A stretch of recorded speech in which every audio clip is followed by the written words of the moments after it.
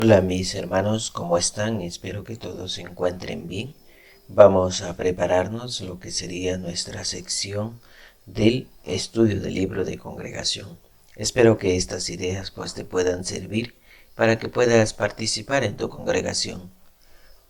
Antes de nada, quiero agradecerte que estés con nosotros para prepararnos juntos hasta el final de este video.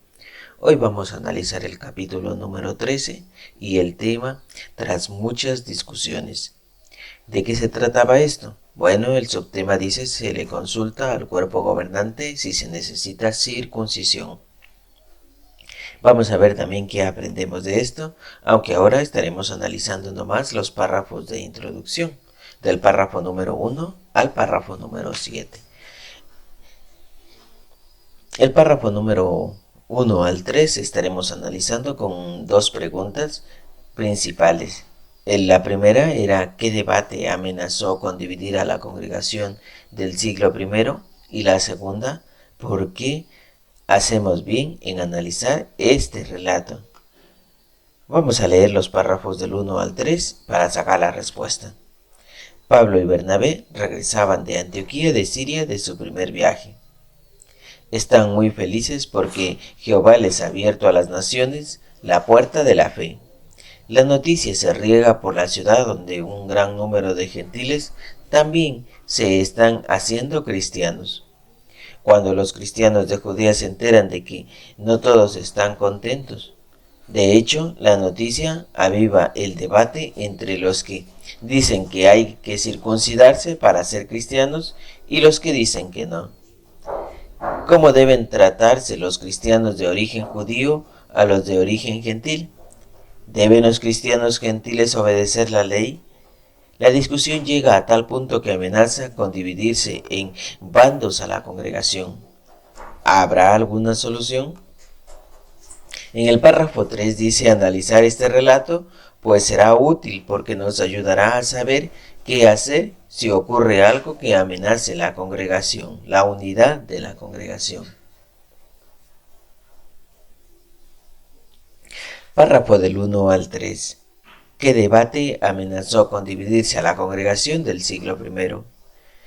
El debate que amenazó con dividir a la congregación del siglo I se centró en la cuestión de si los cristianos de origen gentil debían circuncidarse y obedecer la ley de Moisés para ser considerados salvos.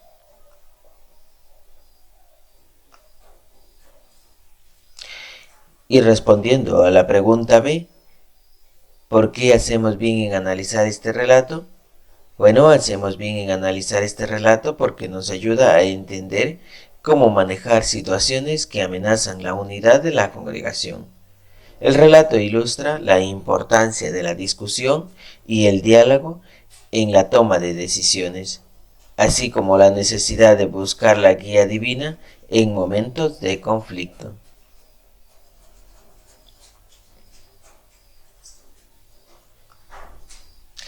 Pregunta número 4. ¿Qué se pusieron a enseñar a algunos cristianos de origen judío y qué pregunta es lógico hacerse? Vamos a responder entonces, primero leyendo la pregunta del párrafo número 4. Pablo escribió: algunos hombres bajaron de Judea a Antioquía y se pusieron a enseñarles a los hermanos, a menos que se circunciden de acuerdo con la costumbre de Moisés, no podrán ser salvos. No se sabe si estos hombres habían sido fariseos antes de hacerse cristianos, pero como mínimo estaban muy influidos por esa mentalidad y por eso eran muy estrictos con la ley. Además puede que afirmaran que hablaban en nombre de los apóstoles y los ancianos de Jerusalén. Ahora bien, si 13 años antes Dios ya se había dejado claro a Pedro que aceptaba a los incircuncisos en la congregación, ¿por qué había cristianos de origen judío que aún defendían la circuncisión? Pregunta del párrafo número 3 y 4. ¿Qué se pusieron a enseñar a algunos cristianos de origen judío y qué pregunta es lógico hacerse? ¿Algunos hombres que bajaron de Judea? Bueno, la respuesta es que enseñaban que a menos que se circunciden de acuerdo con la costumbre de Moisés, pues no pueden ser salvos. Esta enseñanza generó una gran discusión y tensión entre los cristianos de origen judío y los de origen gentil, poniendo en riesgo la unidad de la congregación. Siguiente respuesta es que una pregunta lógica que surge en esta situación es porque, a pesar de que Dios ya había dejado claro a Pedro que aceptaba a los incircuncisos en la congregación, había cristianos de origen judío que aún defendían la circuncisión. Así que esta pregunta invita a reflexionar sobre la resistencia al cambio y la influencia de las tradiciones en la comprensión de la fe.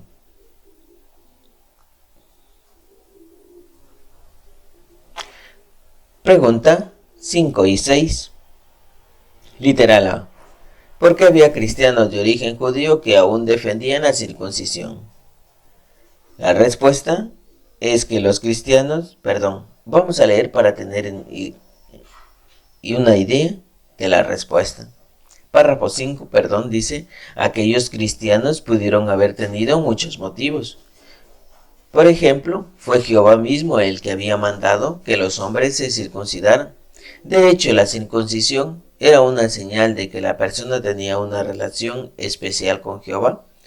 Los primeros a quienes se les ordenó circuncidarse fueron Abraham y los hombres de su casa. Y tiempo después se incluyó ese mandato en el pacto de la ley para todos los israelitas. Es más, la ley exigía que los extranjeros se circuncidaran si querían participar en celebraciones como la Pascua. Por eso, los judíos consideraban que el hombre que no estaba circuncidado era impuro y no podía servir a Jehová.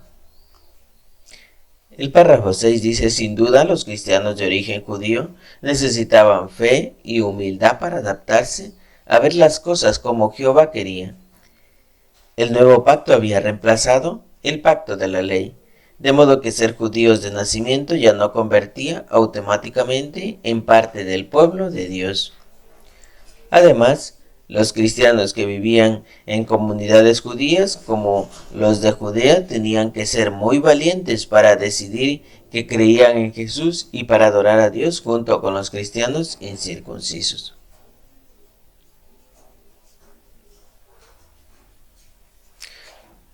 Ahora vamos a responder a la pregunta 5 y 6. Preguntas 5 y 6. ¿Por qué habían cristianos de origen judío que aún defendían la circuncisión?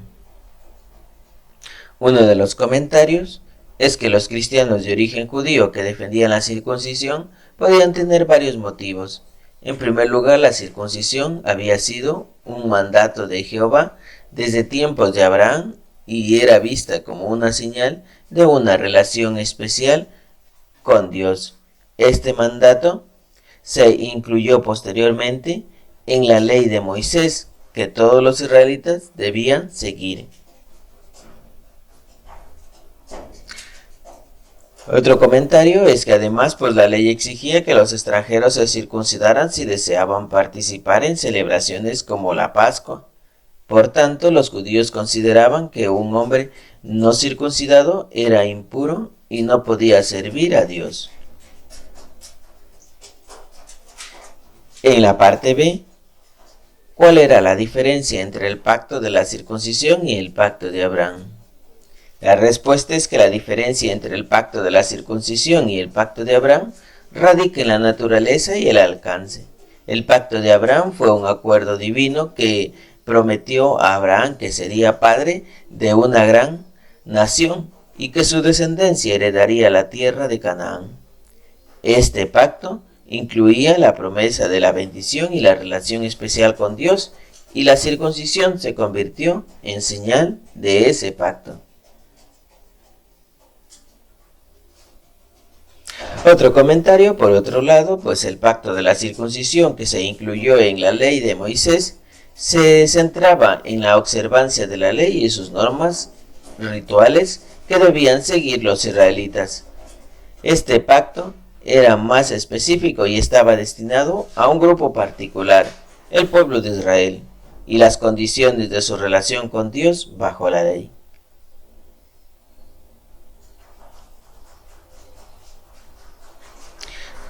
Ahora pasemos a la lectura del párrafo número 7, que sería el último, y la pregunta es, ¿qué no habían captado los hombres que bajaron de Judea? Vamos a leer el párrafo 7. Claro, no es que las normas de Jehová hubieran cambiado. En realidad, el nuevo pacto seguía los principios básicos de la ley. Cuando años después Pablo habló de la circuncisión, escribió: es judío el que es interiormente, y su circuncisión es la del corazón, que se hace por espíritu y no por un código escrito. Los hombres que bajaron de Judea no habían captado esto, y se empeñaban en que Jehová todavía exigía a sus siervos circuncidarse. ¿Estarían dispuestos a adaptarse al cambio?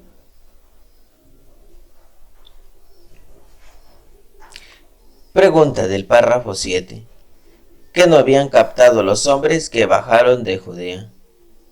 La respuesta sería la siguiente. Los hombres que bajaron de Judea no habían captado que aunque las normas de Jehová no habían cambiado, el nuevo pacto había reemplazado el pacto de la ley. No comprendieron que la verdadera circuncisión es la del corazón, que se realiza por espíritu y no por un código escrito. Otro comentario es que ellos se aferraban a la idea de que Jehová todavía exigía que sus siervos se circuncidaran físicamente, lo que reflejaba una falta de entendimiento sobre la naturaleza del nuevo pacto y la inclusión de los gentiles en la comunidad cristiana. Esta falta de comprensión les llevó a insistir que la circuncisión era necesaria para la salvación, lo que generó divisiones dentro de la congregación. Bueno, estos son los comentarios que hemos podido sacar de nuestra preparación del estudio del libro. Espero que estas ideas te puedan servir para participar en tu congregación en esta parte. Recuerda que es la semana del 22 de julio. Antes de cerrar este video, te pido que le des me gusta al video, para así poder nosotros seguir viendo que son de mucha ayuda para ustedes. Cuídense mucho. Nos vemos en una próxima ocasión.